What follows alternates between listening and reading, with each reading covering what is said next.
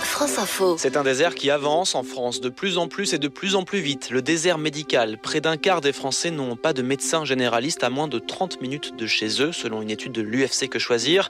Les élus font souvent des pieds et des mains pour trouver des solutions. Dans la Creuse, la commune d'Agen, 1000 habitants, a inauguré hier un cabinet unique en France. Des médecins des 4 coins du pays s'y relaient, chacun pendant une semaine. On avait un médecin qui était en place et qui est parti à la retraite il y a à peine 2 ans. On a créé une vidéo qu'on a diffusée largement, mais malheureusement cette vidéo n'a pas apporté ses fruits, on n'a pas eu de médecin pour autant.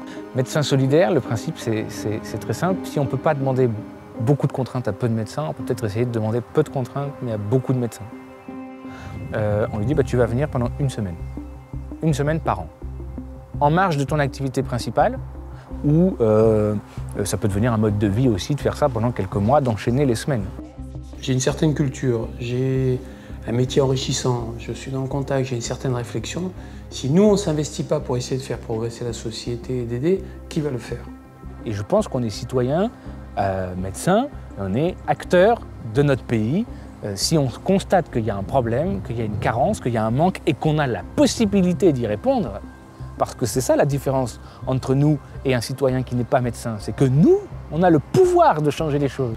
Se dire, regardez, il y a un projet comme ça, porté par des médecins, peut en même temps susciter non seulement des vocations, l'envie de soigner, et se dire à nouveau, mais en fait c'est ça. C'est pour ça que j'ai fait médecine, c'est exactement pour ça.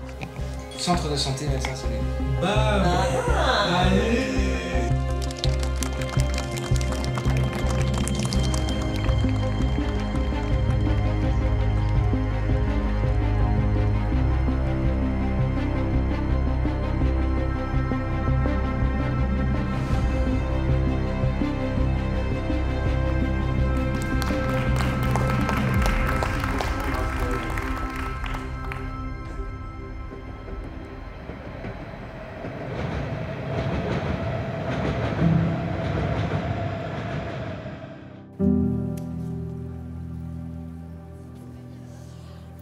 J'ai voulu être médecin pour à la base sauver des vies, aider les gens, soigner les gens.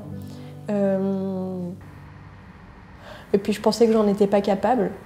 Et puis j'ai une prof principale qui m'a dit mais regarde là, si on regarde à l'échelle de la classe, tu serais dans le numerus clausus, donc essaye et si tu travailles ça va marcher. Mais effectivement, moi c'était le numerus clausus qui me faisait peur. Je me disais que j'arriverais jamais à être dans les 200 premiers. Quand on est médecin, on est censé être humain. Et ce processus de sélection, il est justement pas très humain et je pense que ça peut déshumaniser certaines personnes et leur faire perdre un peu leur part d'humanité dont ils ont besoin pour soigner.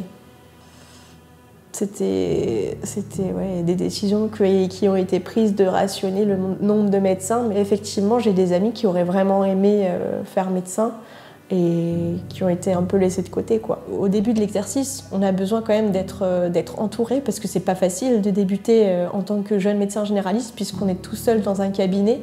Et du coup, envoyer des tout jeunes dans un désert médical, ça va être compliqué pour les patients aussi. On va pas dire qu'ils vont être mal soignés, mais qu'ils risquent de pâtir un peu du manque d'expérience.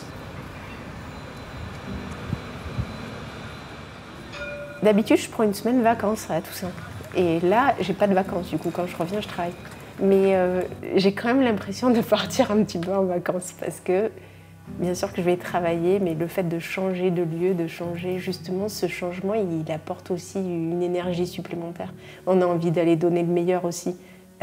J'avais toujours une certaine culpabilité d'être dans mon petit confort à Montpellier où on n'est pas sous-doté, où on n'a même pas besoin de faire de garde de secteur parce qu'il y a assez de monde, en fait. Et pour moi, c'est aussi faire ma part aussi, d'aller aider à un endroit où finalement, si on fait de la continuité et qu'on y va tous ensemble, motivés pour aider les gens, c'est chouette, c'est une super aventure.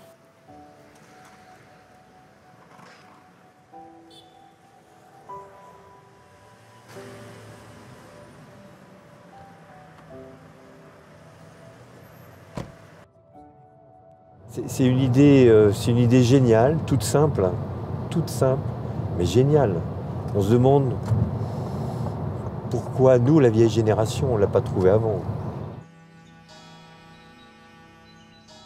On a formé une jeune génération Et maintenant, c'est eux qui nous disent un peu ce qu'il faut faire. Mais c'est incroyable cette idée-là, de demander peu à beaucoup de médecins. Ça veut dire qu'on ne nous demande pas énormément de choses. Un médecin dans un village peut transformer un village. À partir du moment où tu peux transformer un village, tu peux transformer la société. Si on pense que le serment d'Hippocrate est un détail, que c'est une anecdote, que c'est du folklore, on perd l'humanité. Si le médecin perd l'humanité, qui l'a? Madame Rameau. Vous étiez à Champagnard au gîte la dernière fois que vous êtes venu ou pas? Sinon, du coup, on a toujours la voiture électrique et on a une Toyota hybride aussi. Et du coup, vous mettez une blouse ou pas du tout pour les consultations? Et vous repartirez le jour après les transmissions, le samedi après les transmissions? Au niveau gynéco, est-ce que ça vous pose des problèmes pour les consultations? Et les enfants, pédiatrie Madame Depoux. Bonjour. Je suis le docteur Vivier. Oui. Et c'est gentil de venir chez nous parce que... Moi, c'est un plaisir de faire ça pendant ma retraite. Vous voyez, anthésopathie d'insertion du tendon d'Achille gauche, sorte de tendinite un peu. Voilà, allongez-vous. Quand je fais ça, est-ce que ça vous fait mal? Quand je vais à fond, non? 13,5. Le médecin que j'allais voir avant, c'était mon beau-frère. Donc j'allais dire, pour avoir vu les journées qu'il faisait, les semaines qu'il faisait, je comprends que les jeunes ne veulent plus travailler comme ça. Et mes filles et mon épouse étaient très très inquiets de ce que j'allais faire à la retraite, parce que j'étais comme votre beau-frère. Je n'ai fait que travailler. Mais c'est un sentiment d'utilité que vous avez eu ou pour vous, enfin... C'est à la fois, c'est un peu égoïste, c'est peut-être pour moi et pour les autres. Mais ces jeunes qui sont en activité et qui arrivent à se prendre une semaine pour venir ailleurs exercer la médecine, mais je trouve que ça, enfin, c'est formidable parce que... Ça, moi, je ne l'ai pas fait. Ouais. Bah oui, mais après, il n'y avait peut-être pas le besoin. Si, il y avait le besoin, mais si j'avais dit à ma femme, je prends une semaine de vacances pour venir...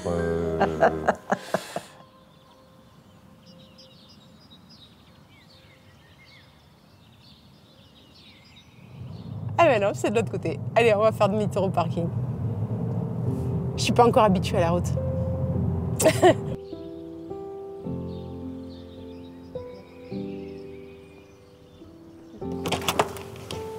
Bonjour. Bonjour. Salut, ça va?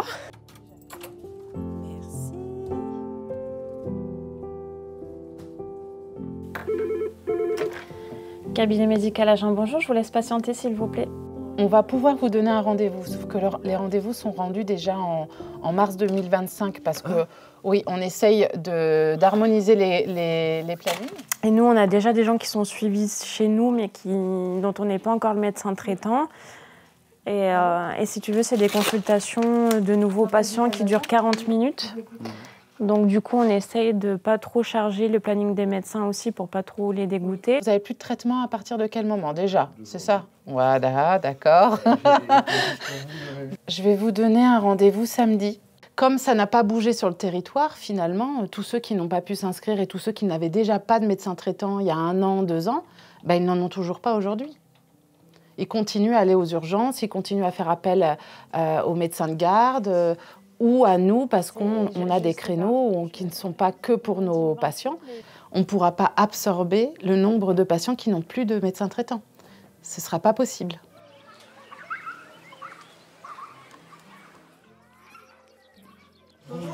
Bonjour. Je viens déposer mon dossier médical. Je vais changer de médecin parce que j'étais contente de mon médecin traitant, mais il habite quand même à Bessines et je suis obligée de prendre la voiture pour aller à Bessines. On perd quelque chose, c'est sûr, mais c'est tout de même mieux que rien. Mais quand elle aura lu mon dossier médical, elle saura déjà qui je suis, ce que j'ai eu, et elle continuera à me soigner comme j'étais soignée, j'espère. Ah, j'ai trouvé une prise de sang de 2016. Quand on parle de médecin solidaire, on dit oui, mais la continuité des soins, quand même, c'est pas pareil. Oui, c'est pas pareil. C'est différent, c'est certain. Est-ce que c'est moins bien? Non. Est-ce que c'est mieux? Peut-être pas non plus. Mais en tout cas, c'est différent. Pourquoi c'est pas moins bien?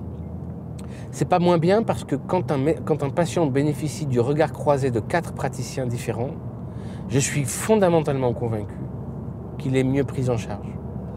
C'est hyper enrichissant et hyper intéressant puisqu'on se nourrit des approches de chaque médecin, de leur vision, de leur ancienneté aussi, puisqu'en fonction de l'ancienneté, on a vu plus de choses, enfin de leur connaissance, de plein de choses, peut-être des spécialités qu'ils auraient pu avoir par certains moments. Et je trouve que c'est hyper riche d'être accompagné par des médecins qui ont vu plein de choses et par plusieurs médecins.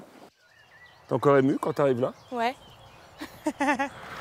Juste avant, il y avait un afflux pas possible, c'était tout le monde se précipitait pour avoir un nouveau médecin. Et là, comme de nouveau on en prend, et ben, ça recommence. On s'en doutait. Hein.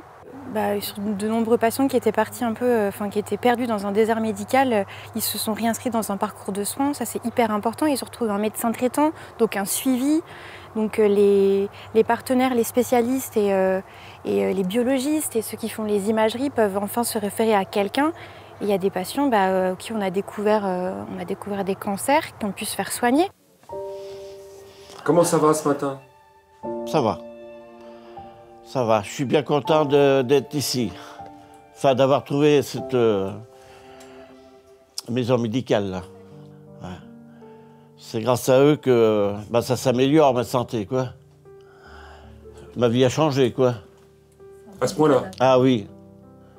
Parce qu'on ne voit jamais les mêmes, mais ils suivent tout le temps mon dossier. C'est une gymnastique pour eux et franchement, la semaine pour les médecins, elle doit être très intense. Et je m'aperçois de vraiment la charge mentale, très sincèrement, des médecins. Au vu en plus du manque qu'il y a, ça doit vraiment pas être facile. Et, attends, d'accord, découverte, dernière fois, en septembre, découverte du diabète type 2 avec une hémoglobine glycée à 13. C'est grave? Oui. Il dit que ça fait 1 an qu'il est asthénique et qu'il a des douleurs thoraciques constrictives irradiantes dans le bras gauche. J'ai eu une patiente hier, et ça faisait 14 ans qu'elle était suivie par un médecin ami, donc un peu probablement à l'arrache, et elle n'avait jamais eu de 100% de fait qu'on lui a fait. Dans certains regards, il y a même un peu d'émotion de se dire il y a quelqu'un qui est là. Enfin, c'est pas une semaine de travail comme les autres. C'est pas trop court parce que le lien se fait quasiment la première journée, parce qu'on leur montre le logiciel, parce qu'ils sont tout de suite dans des dossiers, des patients des fois très durs et que nous on connaît. Donc du coup, il y a tout de suite une espèce de relation de confiance qui s'installe, puisque nous on connaît un peu les patients et eux connaissent la médecine. Donc du coup, on est quand même complémentaires. Les filles font bien leur taf et elles sont obligées parce qu'on ne peut pas demander à un médecin de voir 10 patients, 10 nouveaux patients sur une même journée, c'est pas possible. Une création de dossier, récolter les informations, les antécédents. Si on met que des nouveaux patients, ah oui, on va enchaîner les inscriptions, mais notre but, c'est pas de faire peur aux médecins, notre but, c'est qu'ils reviennent. Le lien finalement entre le médecin présent la semaine précédente et le nouveau médecin de la semaine, c'est nous. Donc c'est vrai qu'on essaie au maximum de leur fournir toutes les infos qu'on peut pour la continuité du dossier. Il y en a qui arrivent, enfin il n'y en a pas beaucoup, mais un peu je suis médecin. Et puis en fait ils se rendent compte que c'est génial, parce que les coordinatrices elles font un travail génial, elles sont là pour soulager le médecin. Tout ce qu'il a l'habitude de faire à son cabinet et qui lui prend du temps, l'administratif, la paperasse, en fait ça prend un temps au médecin qui est considérable. En 1980, tu prenais un bloc d'ordonnance, un stylo, tu pouvais exercer la médecine. Aujourd'hui, il te faut un ordinateur, un lecteur de carte vitale, un logiciel labellisé Ségur, un serveur informatique. Cette complexité, à un moment, elle doit être absorbée par quelqu'un. Le jeune médecin qui a juste envie d'exercer la médecine, qui n'a pas de nécessité à être un entrepreneur, parce que c'est pas sa formation, il peut baisser les bras et se dire « mais en fait, moi, ça me fatigue ». C'est pas juste une question de charge de travail, c'est une question de qui absorbe la complexité nouvellement créée par le monde de plus en plus complexe dans lequel on vit. Tout le monde parle de la machine trop complexe et en même temps, personne n'est capable de dire ce qu'il est prêt à perdre avec une machine qui serait moins complexe et donc moins sécurisante. Cette machine, elle est complexe, mais elle nous sécurise tous beaucoup quand même.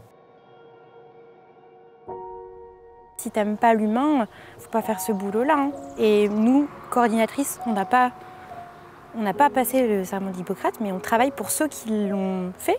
Ils nous font sentir collègues, c'est-à-dire qu'ils n'estiment pas qu'on est juste des secrétaires. On nous demande notre avis. C'est vrai qu'on est vraiment acteurs de nos postes, de nos missions. Et finalement, les patients le ressentent aussi et finissent avec le même enthousiasme. Et ça fonctionne carrément comme ça. J'étais aide-soignante en EHPAD. Ça faisait 21 ans que je travaillais à l'EHPAD de Bessines sur Gartempe. Et on sait que les EHPAD, c'est très compliqué. Donc avancer avec les épaules qui sont cassées, le dos cassé, avec très peu de moyens, enfin très peu de bras. À un moment donné, on se dit qu'on ne continuera pas comme ça jusqu'à la retraite, quoi. Aide-soignante, j'ai été pendant presque 4 ans. J'arrive au bout de la 4e. T'as démarré à quel âge? 20 ans. Faut être solide. Je pense que ça peut vraiment briser quelqu'un. Faut être capable, en fait, d'endurer et d'encaisser chaque jour. Parce que pour moi, c'est un métier relationnel où on prend soin des gens, où on prend le temps avec les gens. Et au final, c'est pas ce qu'on nous demande. On nous met la pression pour aller toujours plus vite, voir toujours plus de monde. Et on laisse le patient lui-même de côté. Il devient qu'un chiffre au final. Et c'est pas la vision des choses qu'à 20 ans j'avais du tout, du métier. Il faut enlever du temps quelque part pour pouvoir assumer plus de patients. Et dans le temps qui est enlevé, c'est la communication. Et je pense que c'est le plus terrible pour les soignants parce que c'est le cœur de toutes ces professions qui sont au service de la personne. À l'hôpital, on a remarqué que si on était à l'écoute, un patient qui sonnait toutes les 30 secondes pour quelque chose, et ben du coup, il sonne quasiment plus. J'ai été prise entre le médecin qui a eu un doute, une infirmière qui m'a fait passer un électrocardiogramme. Et là, on a décidé une hospitalisation d'urgence pour passer justement cette pile. C'était in extremis. J'ai tous les dessins, c'est in extremis. En même temps, je savais que j'avais 80 ans. C'est la première fois que je fais un dossier médical. Je suis très fière de moi. Mais vous pouvez, là. Et je viens avec ma petite valise.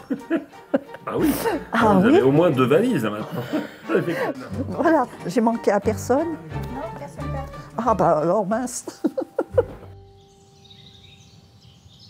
Elle est menacée, la médecine générale? J'y ai pensé ces derniers temps, vu l'évolution, effectivement. Ouais. Et c'est vrai que cette initiative, elle redonne de l'espoir. J'ai pas une journée qui ressemble à une autre. Je donne l'image, hein, les gens ils déposent leur dossier, c'est-à-dire ils déposent leur vie là. Après ils en disent ce qu'ils en veulent. Et si je peux les aider un tout petit peu, je les aide. Il y a tellement de souffrance quand même dans notre monde. Montre-moi pour l'eczéma. La nuit, ça te fait. Ça a commencé, son histoire d'eczéma, réellement, ça a commencé quand son papa l'a mis entre guillemets dehors, quoi. Et puis du coup depuis plus de 5 mois, j'avais pas de nouvelles de lui.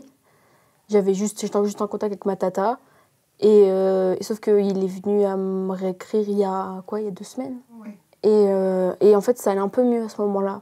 Et du coup, quand il m'a réécrit, c'est là que ça a aussi un peu recommencé à me regratter et tout, parce que du coup je stressais de ça, quoi. Il m'a dit il m'a contacté juste pour me dire les gendarmes te cherchent, alors que moi j'ai très très peur de ça, à cause du passé, mon passé d'enfance. Et du coup c'est pour ça que je pense qu'il y a aussi un peu de ça. D'accord. C'est important quand même de s'ouvrir, parce que c'est en gardant les choses pour soi que ça arrangera pas les choses, quoi.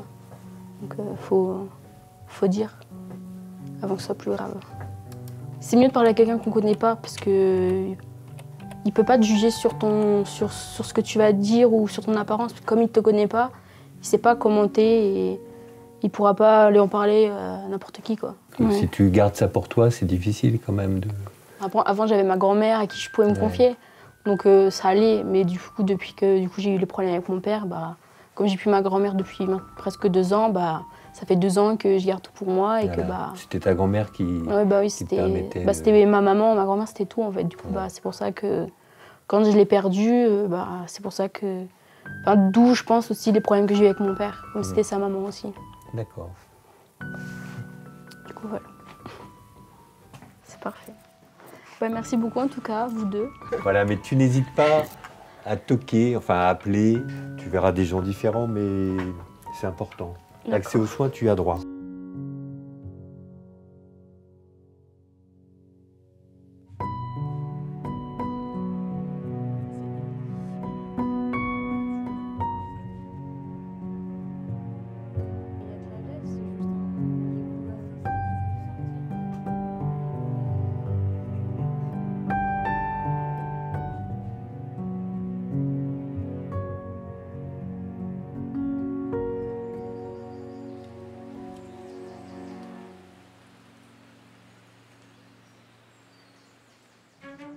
C'est le 3e rendez-vous.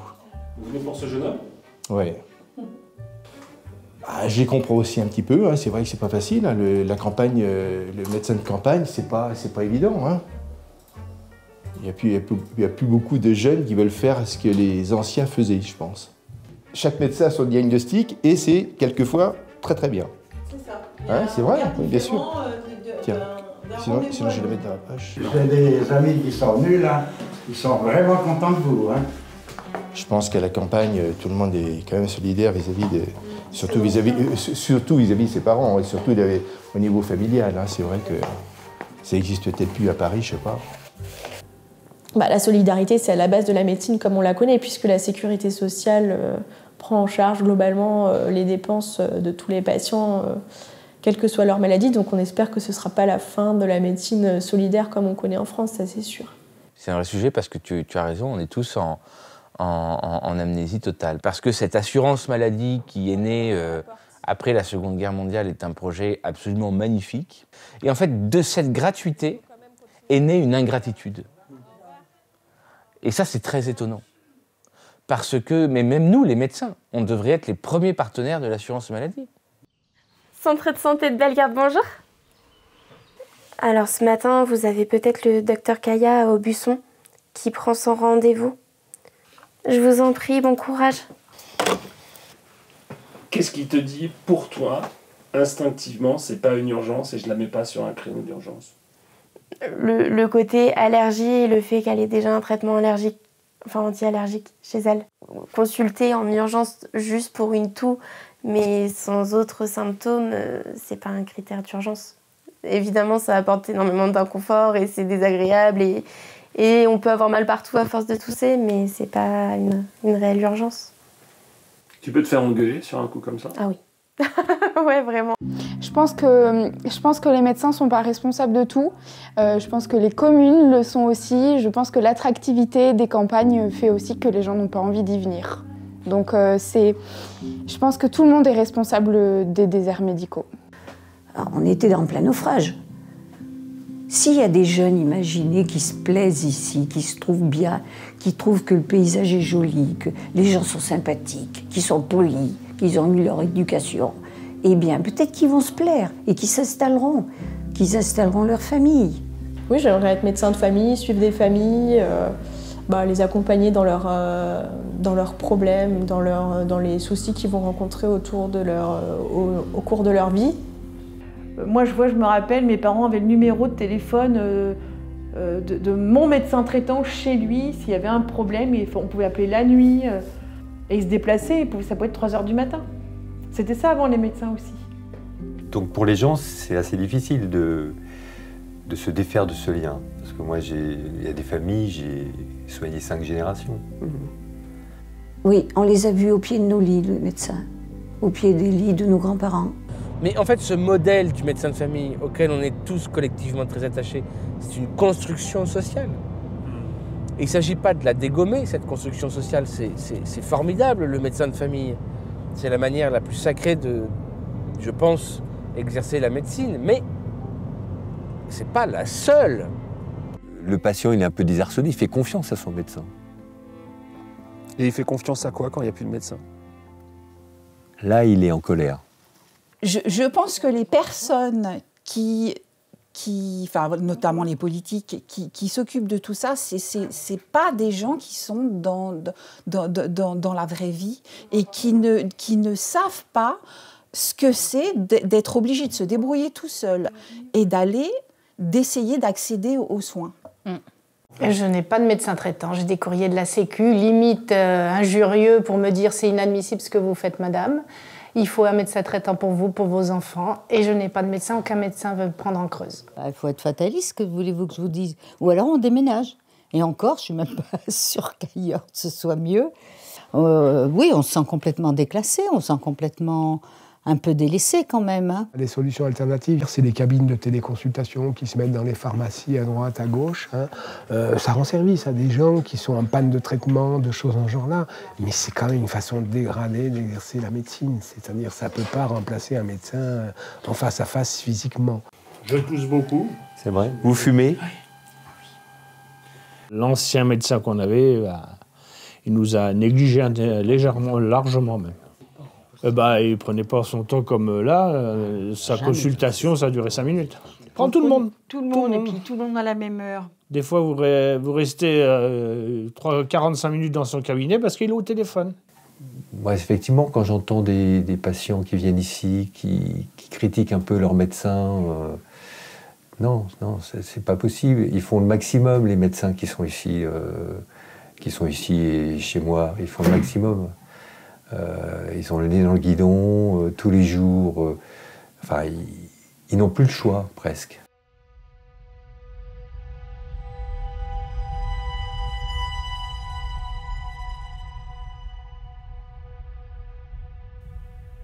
Respirez fort par la bouche. Quand tu es médecin installé et que tu portes la charge sur tes épaules, que tu bosses 60 heures par semaine, que tu gagnes bien ta vie, mais que tu bosses 60 heures par semaine et que tu as l'impression de sauver le monde tous les jours parce que tu passes ton temps à soigner, à toucher, à palper, à réparer, à être disponible,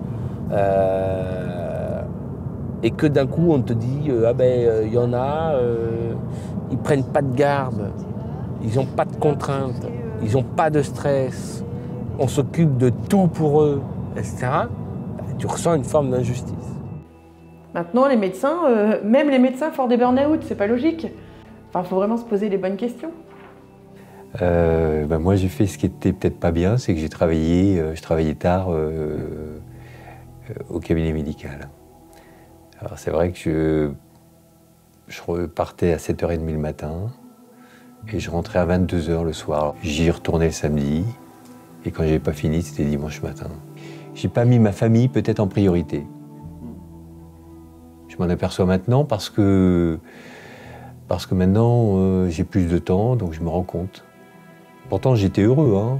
J'étais heureux pendant ma vie professionnelle.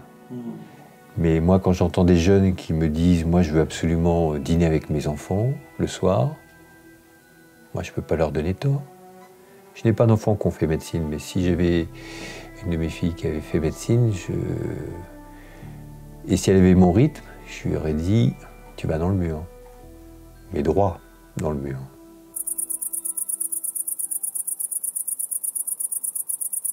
C'est certains sont dans le burn-out dans leur profession, trouvent plus de sens à leur métier, ce qui est tragique quand on est médecin, et en venant ici, ils ressortent renforcés, quoi. On commence à nous questionner de manière un petit peu plus incisive, un petit peu moins bienveillante. Ça fonctionne comme ça. Et là, qu'est-ce que vous nous dites?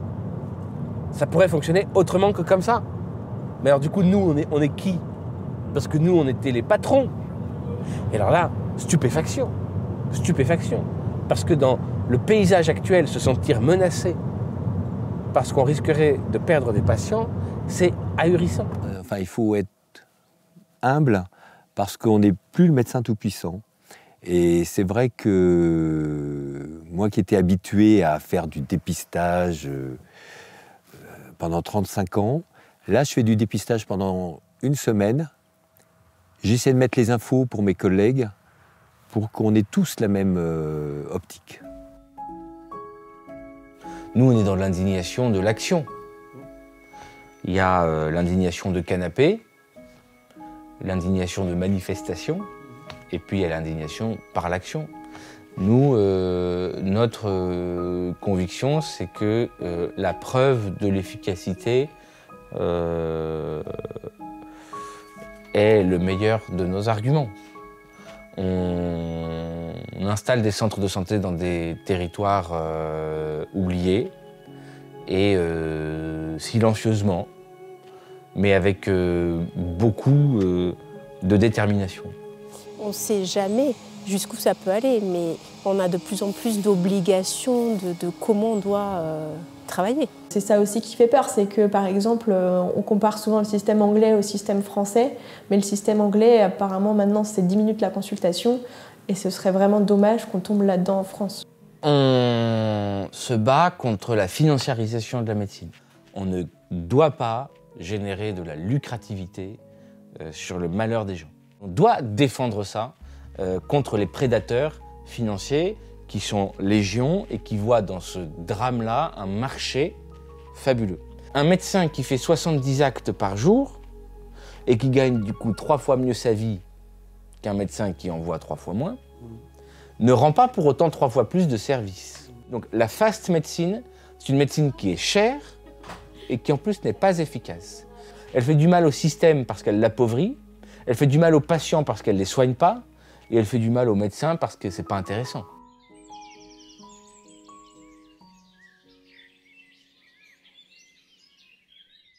Comment ça va, Nelly? Moyen. Pourquoi? Parce que j'ai perdu mon mari il y a peut-être 10 mois. Un médecin solidaire, pour moi, c'est un médecin qui est là pour s'occuper des patients qui sont en détresse. Voilà. Et qui réconforte et puis qui nous soigne finalement avec, par des mots, par les médicaments. Moi, j'en prends pas trop parce que j'aime pas trop ça. Parce qu'on prend une habitude. J'ai vu mon mari, il faisait de la dépression. Et ben, il a commencé à 45 ans, à 70 ans, il prenait encore des médicaments. Si on a quelqu'un à l'écoute, ça vaut un médicament. Plus on fera de la prévention, et moins on aura à guérir. C'est quand même incroyable. Ce que je vais vous proposer, vous allez faire une échographie des voies urinaires. On est bien d'accord, pas de stress, c'est la prévention. Oui, La prévention. Mais voilà, il faut toujours faire attention parce que c'est à bas bruit. Dans des territoires comme ça où les patients ont été délaissés pendant des années, ils ont perdu le sens de la prévention. Après, c'est difficile aussi pour les patients de dire je ne suis pas malade, mais je vais mettre quelque chose en place pour ne pas être malade plus tard. C'est plus facile, je pense, des fois de prendre un médicament plutôt que de faire des efforts pour ne pas le prendre avant. Est-ce que vous êtes fragile des poumons? La respiration, oui, je fais de l'asthme en plus. De l'asthme. Est-ce qu'on vous a parlé du vaccin contre les pneumocoques? Non, ça vous dit rien. Et la journée, tout va bien? Et la journée, ça va. Faut pas que je force non plus. Hein. Mais ça fait ça depuis le mois de mai, un peu. Oui, voilà. C'est lié à l'angoisse ou c'est... Vous savez... Peut-être aussi un petit peu les soucis que j'ai, peut-être. D'ailleurs, on les rend malades. Oui. On les rend malades. Hein. Et c'est vrai qu'il faudrait presque faire une consultation dédiée, uniquement, bon, vous avez votre ordonnance, 10 médicaments. Alors, comment on fait pour diminuer? Et puis les gens sont habitués à avoir leur drogue. Même des piqûres me feraient rien. Non, il faut savoir exactement. Quand on prend vraiment pas le temps, on passe à côté d'une partie de la consultation qui en médecine générale est hyper riche parce que c'est vraiment de l'humain. Il y a certains patients actuellement qui me disent « je ne veux pas faire d'efforts dans mon mode de vie, je préfère prendre un médicament ». Je pense que de plus en plus, si on sort du médecin sans prescription, c'est compliqué. Le diclofénac, je n'ordonne pas quand même. Non. Hein, j'ordonne que du paracétamol ou du Doliprane. D'accord. Et pour dormir, je prends rien. Doliprane éventuellement au coucher. Je pense qu'on fait plutôt de la bonne médecine. Mais après, voilà, il faut que ce soit moins consumériste.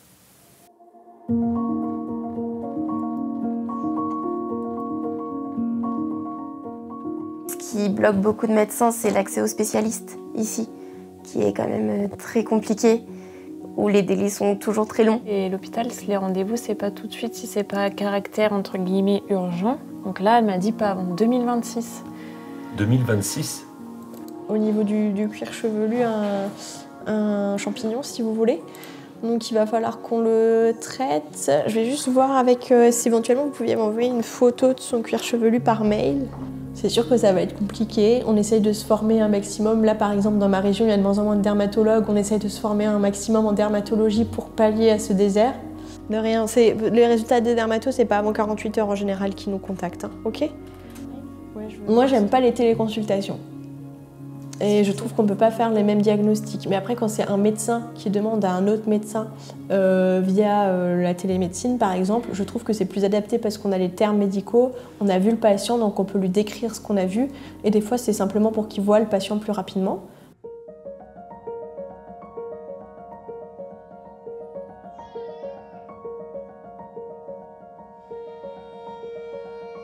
Il n'y a pas de pédiatre.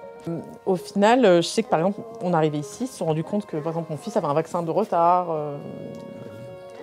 Enfin, c'était passé à la trappe, mais voilà, donc. On n'a pas le choix, vous voulez qu'on fasse comment? on va aux urgences pédiatriques s'il y a quoi que ce soit. Alors par chance, tout va bien. On a tellement déménagé, changé de médecin tout le temps que je vois que c'est tellement une galère de trouver des médecins partout que je me dis qu'il y a des vides médicaux partout en fait. Il y a encore des médecins qui sont effarés en fait, de ce qu'ils trouvent ici et de la détresse de certains patients. Là, tu fais de l'humanitaire? C'est pas exactement de l'humanitaire, mais on vient combler quand même un manque de gens qui ont été oubliés. On leur proposait pas des solutions acceptables. Du coup, c'est pas forcément de l'humanitaire, mais c'est de l'aide à notre propre pays pour essayer de réparer ce qui fonctionne pas. On a l'impression qu'on compte sur les gens qui veulent donner du sens à leur vie en ce moment. C'est pas vraiment l'État qui s'occupe, à part les hôpitaux, de la santé en France. Sous cette partie médecine libérale, c'est quand même la plus grosse partie qui soigne. Ils sont pas vraiment là pour nous aider.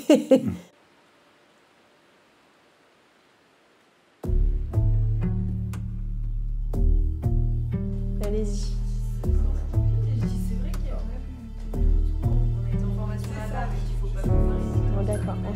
Il ne faut pas mettre un jeune interne tout seul en campagne, en rural, dans ses premiers stages. Il ne va jamais retourner, il ne va jamais revenir. J'ai ma nièce qui est en train d'entamer son internat. Eh ben, il faut bien qu'elle apprenne. Hein. Moi, je pense qu'ils ont besoin d'être en équipe. Hein. Parce que vous imaginez, la responsabilité, ils se retrouvent tout seuls ici. Ils ont une patientèle avec je ne sais pas combien de patients, des cas dont ils ne peuvent pas discuter avec des confrères ou des choses comme ça. Enfin, il faut se mettre à leur place, mais dans n'importe quel métier, je veux dire. De toute façon, la société est telle que maintenant, les jeunes, on ne les forme plus. On les met sur un poste et on leur dit « débrouillez-vous ». Le médecin de demain, je pense que c'est un médecin... j'espère qu'il continue à prendre du temps pour ses patients, qu'il prend en charge le patient de façon globale, y compris au niveau psychologique. Le médecin de demain, c'est un peu comme le médecin d'hier, sauf qu'on est moins nombreux et qu'on a un peu plus de technologie et de progrès à notre disposition pour mieux soigner les patients. Les internes de médecine générale vont dans les territoires si tant est qu'ils aient un outil de travail qui peut les recevoir dans ces territoires-là. Des communes comme celles dans lesquelles nous, on a implanté des centres de santé, c'est-à-dire des communes dans lesquelles la présence médicale avait disparu un interne ne pourrait pas venir exercer. Un interne n'aurait pas pu venir exercer à Agen, alors qu'il n'y avait pas d'outil de travail, puisqu'il n'y avait pas quelqu'un qui avait construit cet outil de travail. Un centre médecin solidaire, ça coûte à peu près 160 000 €. En général, c'est une enveloppe qu'on récolte auprès des collectivités locales, comité de communes, conseil départemental, régional, ARS majoritairement. Au bout de 12 mois, les recettes issues des consultations et des rémunérations forfaitaires couvrent les charges, c'est-à-dire le salaire des coordinatrices, des médecins, le logement du médecin, le véhicule du médecin, les frais de transport du médecin. En fait, ce qui nous permet d'atteindre un équilibre économique et une perspective d'autofinancement, c'est 3 choses. 1, le fait que les communes fassent cet effort en nous mettant à disposition gratuitement le local et le ménage et les fluides. Donc on n'a aucune charge immobilière. C'est l'effort de rémunération des médecins qui acceptent d'être significativement moins payés que ce qu'ils mériteraient. Et c'est le fait qu'en tant qu'association, au service de l'intérêt général, dans une situation de non-concurrence, on échappe à la fiscalité, à l'impôt sur les sociétés. On a besoin de ces financements, mais pour atteindre un point d'équilibre à partir duquel on n'aura plus besoin d'être financé. En fait, quand on arrivera à 20 centres de santé, le cumul du bénéfice de chacun de nos centres de santé permettra d'autofinancer nos frais de structure. Et donc on est dans une espèce de course en avant, où on est obligé d'ouvrir des centres pour financer nos charges de structure. Et donc du jour où on arrête d'ouvrir des centres, si on n'a pas atteint le point d'équilibre, on coule. Donc il y a un vrai pari. Nous, on avance avec cette idée que 10% des médecins, ça ferait 150 centres, et que donc 20, c'est hyper raisonnable. C'est bon pour toi, Yves ? On n'est pas des mercenaires. À tout à l'heure. Si on veut gagner plus d'argent, il faut aller ailleurs.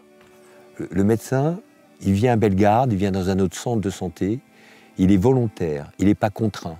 Moi, j'ai eu un médecin la semaine dernière en visio qui m'a dit « mais 1 000 €, c'est ridicule ».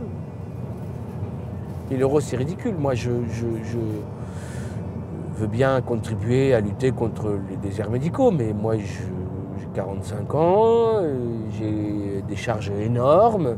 Je ne peux pas me permettre d'aller passer une semaine pour 1 000 €. C'est largement assez bien payé. Quand t'es jeune. Bah, pourquoi? Qu'est-ce qui change quand t'es vieux? Après, la plupart des jeunes, ça leur suffit. Hein. J'ai pas rencontré beaucoup de vieux médecins qui nous reprochaient ça au final. Donc je pense qu'ils peuvent comprendre. Non. Il n'est pas impossible, effectivement, que Médecins Solidaires, une des formes d'évolution de Médecins Solidaires, soit de devenir une sorte d'opérateur de centres de santé dans des territoires ruraux où on salarie des médecins de manière plus pérenne.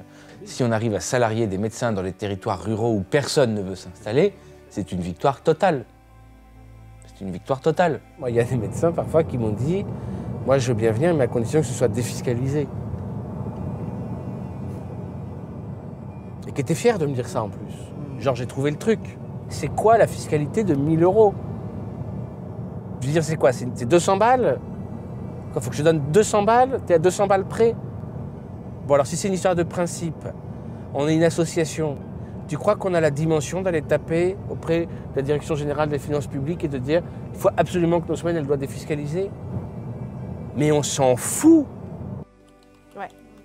Les limites et les fragilités du projet, c'est si on a des médecins, par exemple, qui sont défaillants. Un médecin par semaine, c'est le risque d'avoir un médecin aussi qui n'est pas au niveau. 500 consultations par semaine. Je sais que je vais aller au tribunal, moi, un jour. Je le sais. Le risque juridique, la responsabilité qu'on a, elle est immense. Ouais, bien sûr. C'est-à-dire qu'aujourd'hui, on nous adore, demain, on peut nous lyncher. Hein. Demain, on peut nous lyncher en nous disant « mais vous étiez pris pour qui, en fait ?» Mais vous pensiez vraiment que ça allait durer longtemps, votre histoire, là? Vous pensez vraiment que c'est possible qu'il y ait des médecins toutes les semaines, hein? C'est sérieux, la médecine, quand même.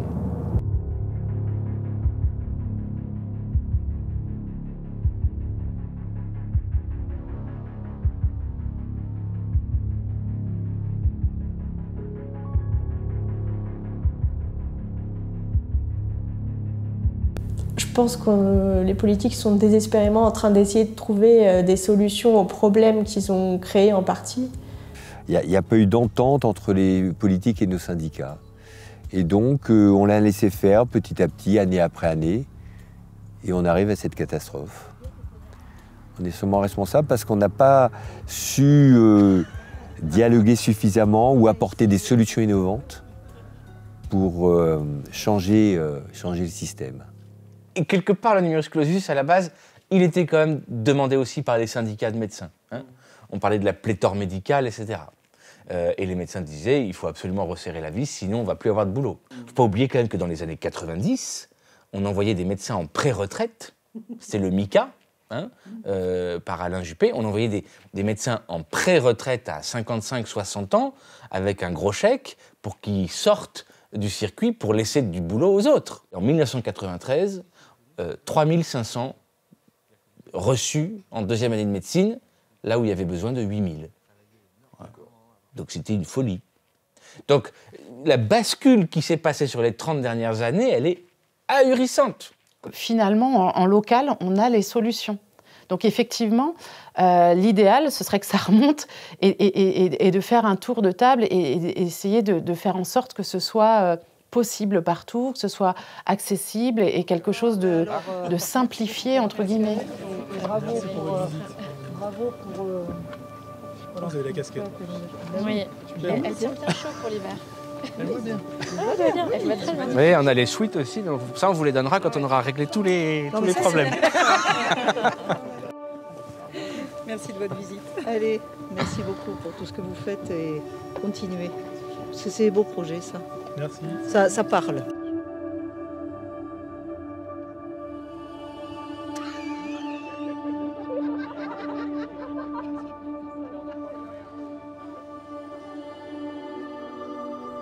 Les maires, c'est un engagement total.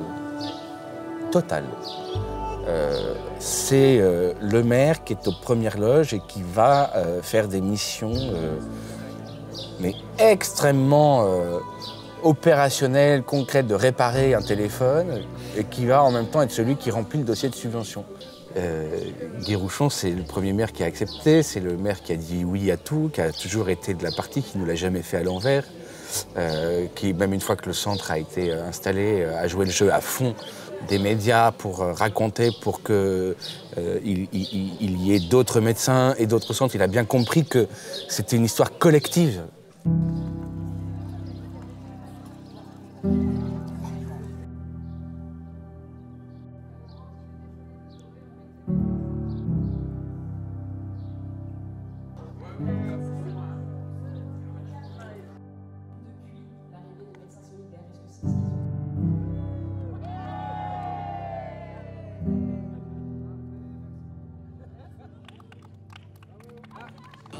Il n'y a de solution que d'hommes aujourd'hui. Donc, à un moment donné, le plus important, c'est d'avoir des hommes et des femmes qui portent le projet. Et on est tellement dans une raréfaction d'ambassadeurs comme ça que le fait d'en avoir un est un actif extraordinaire. Il y a toujours le risque que la force de l'homme soit aussi la fragilité de l'homme. Mais je pense qu'il y a des systèmes de gouvernance qui permettent de limiter ça. Donc j'avoue que je ne suis pas très inquiète. Je suis au contraire, si c'était une start-up, je mettrais des ronds dessus. Mais ce n'est pas une start-up. Donc on peut mettre du temps et de l'énergie et de l'envie et des idées. C'est une problématique mondiale, hein. Le problème de l'accès aux soins. C'est pas pour déresponsabiliser tout le monde. Mais là, la question, c'est une question collective posée à l'humanité. C'est la question de la finitude, c'est la question de jusqu'où on va. Aujourd'hui, on est à 12% du PIB consacré aux dépenses de santé. Est-ce qu'on a envie d'une société dans laquelle 25% du PIB est consacré aux dépenses de santé? Peut-être. Je n'ai pas la réponse, mais à mon avis, non. Tous les autres pays qui n'ont pas eu de numerus clausus souffrent exactement du même désert médical que nous. Il y a une crise de la santé, il y a une crise de l'éducation qui est la même aux États-Unis, au Canada, en Nouvelle-Zélande, il y a une crise de la justice. C'est notamment à cause de notre espérance de vie qui a explosé. On vit 2 fois plus longtemps, juste en l'espace de 100 ans sur toute la ligne de l'humanité. On n'a pas besoin d'aller voir un médecin pour être en bonne santé. Et il faut aller le voir uniquement lorsqu'on en a besoin pour certaines pathologies, mais en amont, on peut prendre soin de nous au quotidien, mettre des moments de vie qui nous font plaisir et profiter de la vie, en fait. On est là pour ça.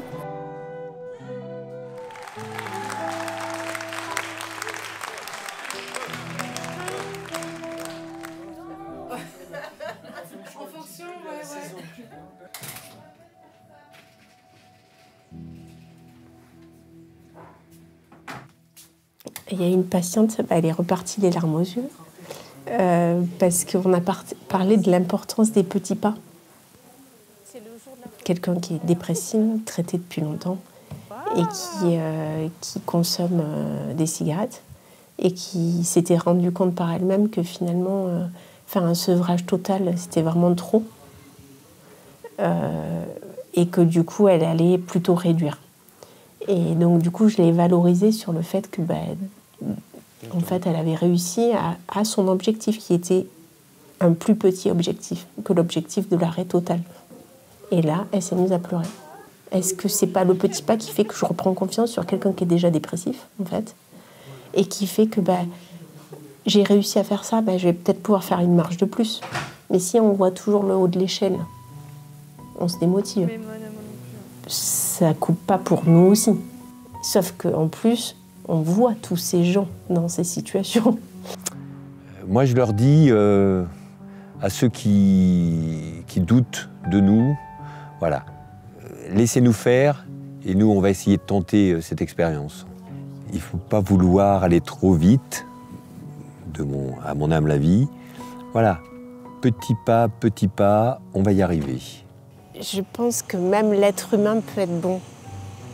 Il peut être très mauvais, mais il peut être bon aussi. Il faut arriver à éveiller les bonnes valeurs en lui.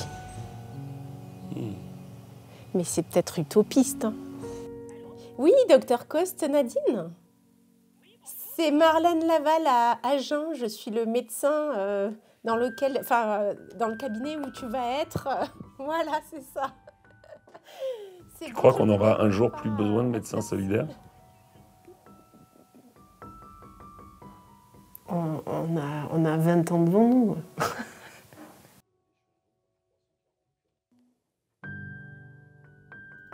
C'est les petits mots qui nous font quand ils s'en vont ou... C'est pas trop court, une semaine?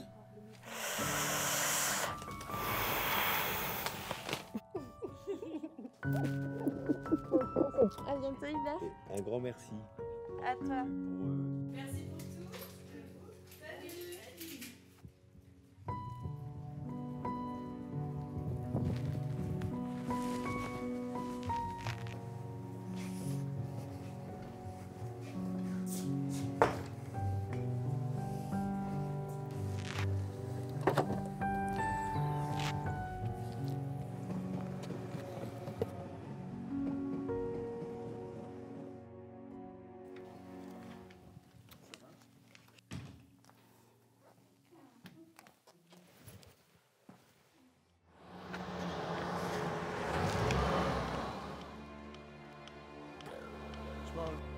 Mais dis donc, Alain, t'as laissé pousser tes cheveux?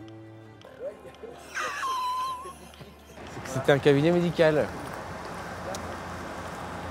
Pendant 2 ans. Donc on est un peu ému qu'ils partent parce que c'est un projet qui nous a beaucoup tenu à cœur. Et le poids? On sait le poids? Le poids, non, je sais pas. Et ça, c'est le moment dont on n'aurait pas osé rêver. De se dire, 2 ans après, il n'y a pas eu une semaine de défaillance, il y a eu un médecin toutes les semaines. On a ouvert 5 autres centres de santé. Et tu m'aurais dit ça il y a 2 ans, c'est ça qui va se passer. Formidable. C'est la meilleure issue d'une expérimentation qu'on peut espérer, quoi. C'est-à-dire qu'il s'en va, mais à côté, il y a 2 lignes de médecins avec 3 coordinatrices dans un centre tout neuf, refait et pérenne. Bon, mais c'est super, hein? Ouais. C'est ta première semaine, là? C'est ma première semaine, toutes les marques sont prises. Le plus dur, c'est de remuer les spécialistes, mais ça va, j'ai réussi. C'est vrai? J'ai réussi à extirper le portable de l'oncologue. Il faut mettre dans le carnet de correspondant. Ouais. Hein. J'ai un patient qui me dit, ils ne veulent pas nous donner le courrier parce qu'il n'y a pas de médecin traitant. J'ai dit, médecin traitant, c'est médecin solidaire. Ah non, mais c'est pas un médecin, ça. Donc j'ai appelé le mec, on aura des courriers maintenant. Ah, c'est vrai? C'est scandaleux, quand même. Bah oui, après eux, ils sont pris au piège de leur process. Ils disent, non, nous... Vous vous rendez compte, j'ai eu la chance, vous n'en avez pas un, vous en avez 50. Ouais. C'est magnifique. Non, mais c'est sûr, c'est vrai. Ouais. Je ne savais pas trop quoi faire de ma retraite, je voulais continuer. Mais 2 jours par semaine, tu vois, fixe à numéro, puis ça lever l'administratif. Donc voilà, maintenant, je sais quoi faire de ma retraite. Eh ben, c'est super. Régis, bravo. Un plaisir.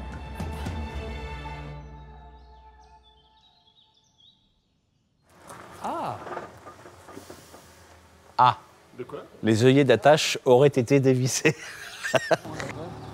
Il n'y a pas les anneaux pour lever le truc. En fait, tu peux pas le prendre avec une sangle, tu dois le prendre avec 4 anneaux en haut, comme ça. Et les anneaux ont été enlevés au moment de la pose. Et ils ont disparu. Donc ça part pas. Donc ça part pas tout de suite en tout cas. Là, il part plus, non, c'est retardé. Ça, c'est le propre d'un projet, voilà. Tout le monde est là, tout est prêt, puis il y a un petit truc à la con auquel personne n'a pensé. Bon, c'est pas grave.